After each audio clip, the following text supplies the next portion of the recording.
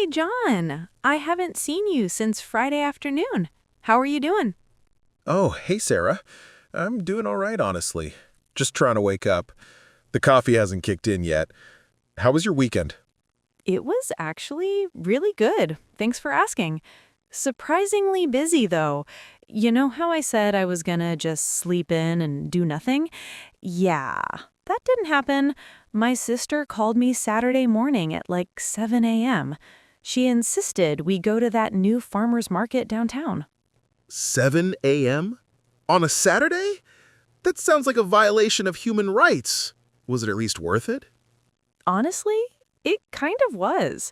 The coffee stand there was incredible, which saved my life. And I ended up buying this massive jar of spicy honey and some artisanal sourdough bread. We basically spent the whole morning eating samples. What about you? Did you get around to fixing that bookshelf you were talking about? Don't remind me. So the plan was to fix the bookshelf. The reality was a little different.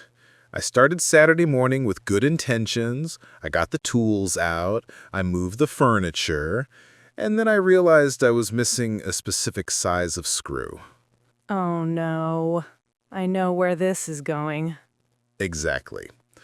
So I went to the hardware store to get the screws, but then I saw they had a sale on those smart light bulbs, so I bought 4 of them. By the time I got home, I had completely lost motivation for the shelf.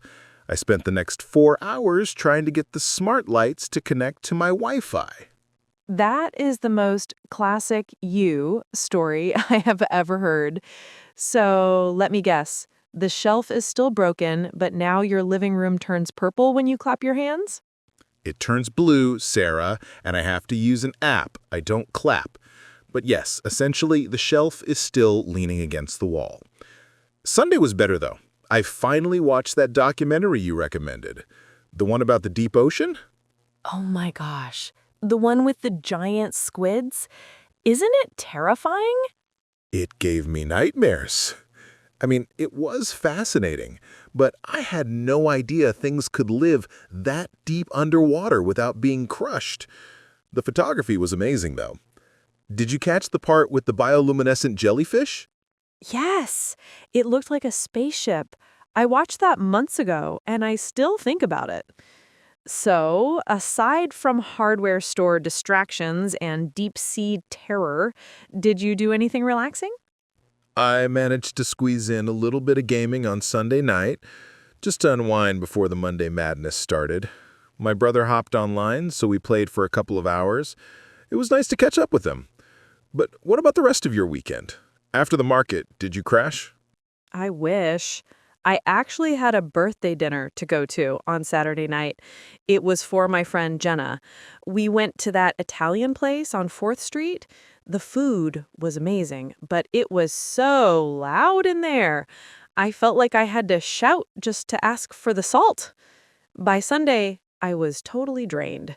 Sunday was my true lazy day. I think I read a book on the couch for about 6 hours straight.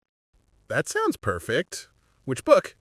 It's a mystery novel, The Silent Patient. Have you read it? I haven't, but I've seen it everywhere. Is it worth the hype? Oh, absolutely. The twist at the end? I literally dropped the book. I didn't see it coming at all.